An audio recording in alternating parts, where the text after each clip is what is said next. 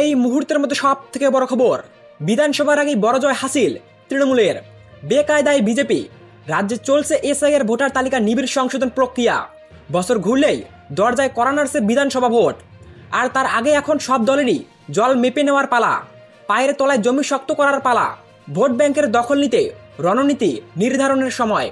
যুযুধান শাসক বিরোধী দুই পক্ষই, আর ঠিক তখনই বড় জয় হাসিল শাসক দল তৃণমূলের।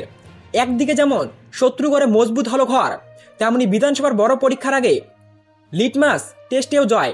সমবায় নির্বাচনে তৃণমূলের জয়, ওদিকে সমবায় নির্বাচনেও তৃণমূলের জয়।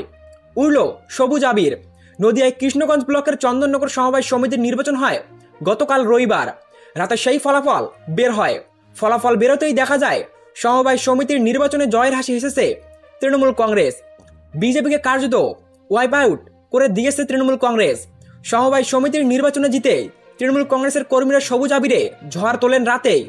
সমবায় সমিতির মোট আসন 44টি, তার মধ্যে তৃণমূল প্রায় 39টি আসনে জিতে যায়, আর বিজেপি পায় 5টি আসন।